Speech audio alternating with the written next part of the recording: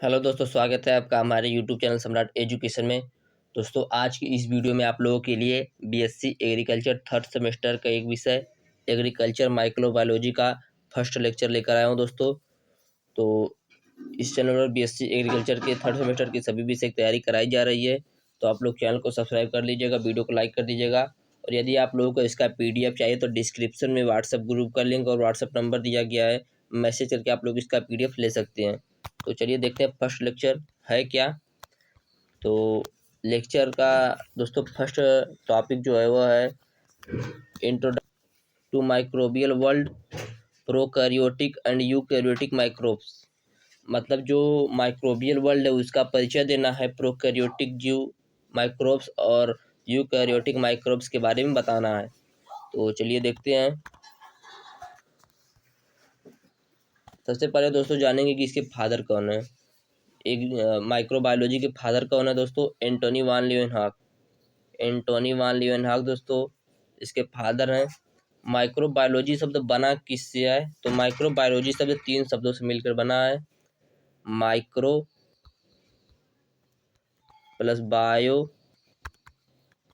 Plus logy. Micro का मतलब होता है दोस्तों बहुत छोटा, बायो का मतलब होता है जीव, और लॉजी का मतलब होता है का अध्ययन, मतलब बहुत छोटे जीव का अध्ययन। माइक्रोबायोलॉजी का मतलब दोस्तों होता है बहुत छोटे जीव का अध्ययन। तो चलिए इसकी परिभाषा देखते हैं।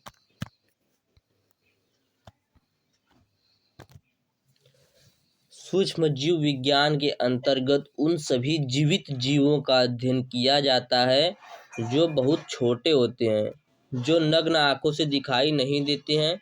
इसमें बैक्टीरिया, आर्किया, वायरस, शैवाल आदि शामिल हैं।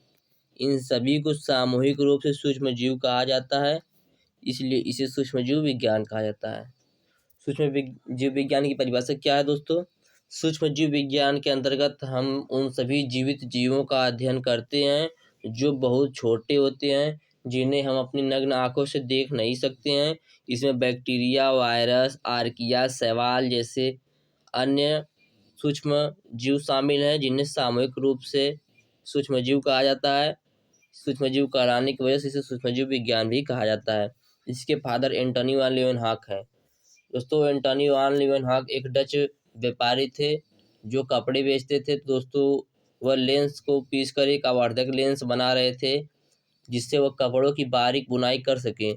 तो जब वो अपना लेंस बना लिए तो दोस्तों उनके लेंस से ही उन्होंने परीक्षण में सबसे पहले सूक्ष्म जीव को देखा था। तो चलिए आगे चलते हैं, आप लोगों को दिखाते हैं खोज कैसे हुई थी। एंटोनी वान लीeuwenhoek एक डच व्यापारी थे। लीeuwenhoek ने एक आवर्धक लेंस बनाने के लिए लेंस को पीसना शुरू किया ताकि कपड़ों की बारीक बुनाई की जांच कर सके। अपने लेंसों की परीक्षण में उन्होंने सूक्ष्मजीव को देखा था। तो दोस्तों जैसा कि मैंने आप लोगों को पहले ही बता दिया कि इसकी खोज एंटोनी वान लीeuwenhoek ने की थी। अब पहले देख लेते हैं प्रोकैरियोटिक माइक्रोब्स क्या होते हैं, उसके बाद देखेंगे यूकैरियोटिक माइक्रोब्स। तो देखते हैं प्रोकैरियोटिक माइक्रोब्स क्या होते हैं। प्रोकैरियोटिक कोशिकाएं एकल कोशिका वाले सूक्ष्मजीव हैं जिन्हें पृथ्वी पर सबसे पहले जाना जाता है। प्रोकैरियोट में बैक्टीरिया, आर्किया शामिल हैं। प्रकाश संश्लेषक प्रोकैरियोट में साइनोबैक्टीरिया शामिल है जो प्रकाश संश्लेषण करते हैं। एक प्रोकैरियोटिक कोशिका में एक झिल्ली होती है और इसीलिए सभी प्रतिक्रियाएं साइटोप्लाज्म के भीतर होती हैं। तो क्या होता है दोस्तों प्रोकैरियोटिक माइक्रोब्स? प्रोकैरियोटिक माइक्रोब्स वह माइक्रोब्स है जिनमें कोशिकाएं एकल कोशिका वाले सूक्ष्मजीव होते हैं जो पृथ्वी पर सबसे पहले जाने जाते हैं। प्रोकैरियोट को पृथ्वी पर सबसे पहले जाना जाता है दोस्तों। प्रोकैरियोट में बैक्टीरिया और आर्किया शामिल हैं। प्रकाश संश्लेषण प्रोकैरियोटिक और साइनोबैक्टीरिया में शामिल होता है जो प्रकाश संश्लेषण करता है। एक प्रोकैरियोटिक कोशिका में एक झिल्ली होती है। झिल्ली होने के कारण सभी प्रक्रियाएं जो हैं वह साइटोप्लाज्म के भीतर होती हैं। ये मुक्त जीवित या परजीवी हो सकते हैं। जो दोस्तों प्रोकैरियोट है ये मुक्त जीवित या परजीवी हो सकते हैं। अब इनके लक्षण देख लेते हैं, इनके लक्षण क्या हैं।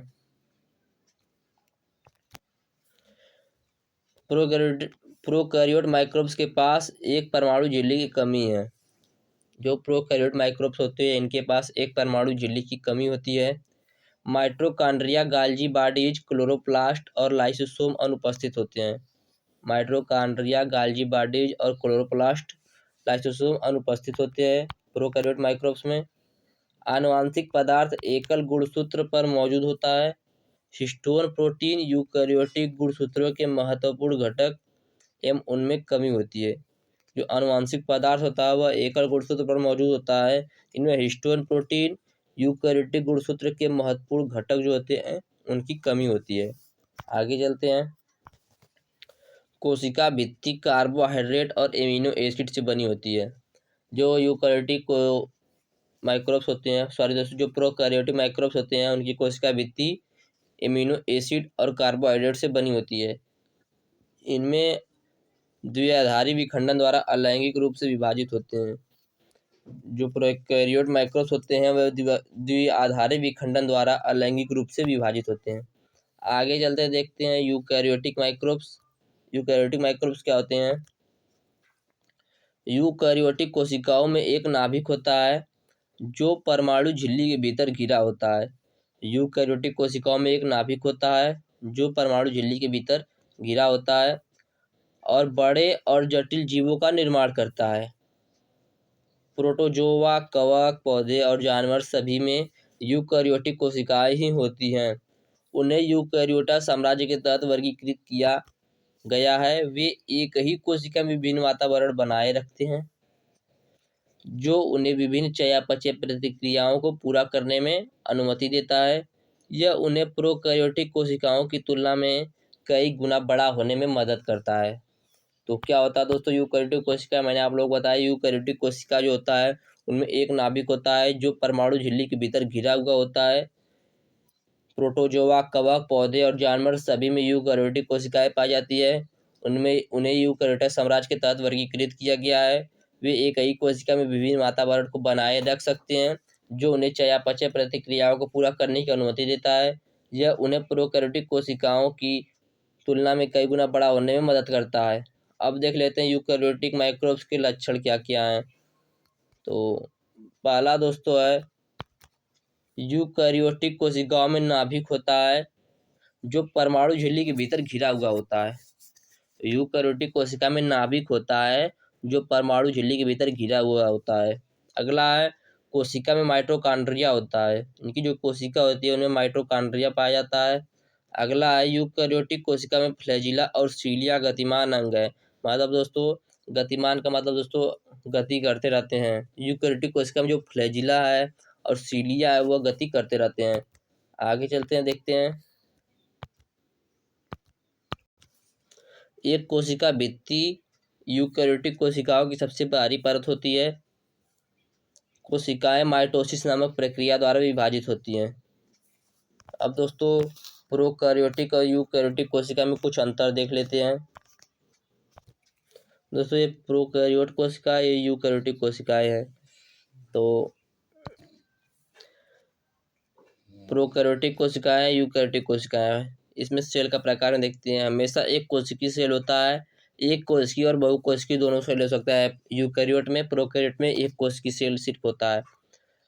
प्रोकैरियोट में कोशिका का आकार व्यास 0.2 होता है, 2 माइक्रोन होता है। और जो यूकैरियोट होता है उसमें कोशिका का आकार 10 सूक्ष्ममापी मतलब 10 माइक्रोन होता है। प्रोकैरियोट में सेल वॉल आमतौर पर मौजूद प्रकृति में रासायनिक रूप से जटिल होता है और जो यूकैरियोट में सेल वॉल होता है मौजूद होने पर प्रकृति में रासायनिक रूप से सरल होता है।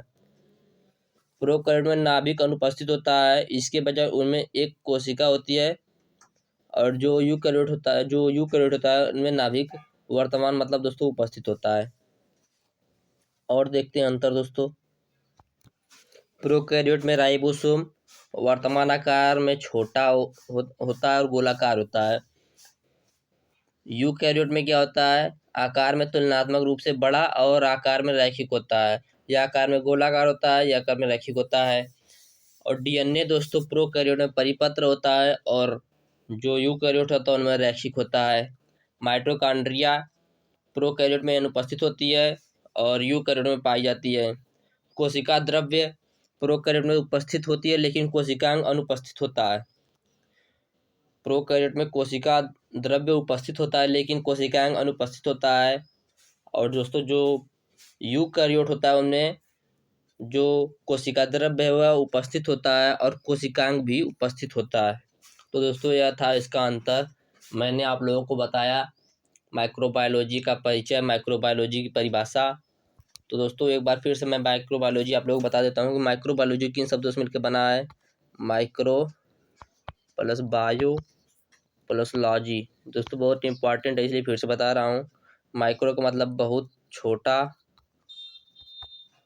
बायो का मतलब जीव और लॉजी का मतलब होता है अध्ययन, जिसका मतलब दोस्तों बहुत छोटे जीव का अध्ययन। दोस्तों पूछ सकता है कि माइक्रोबायोलॉजी की खोज कैसी हुई थी।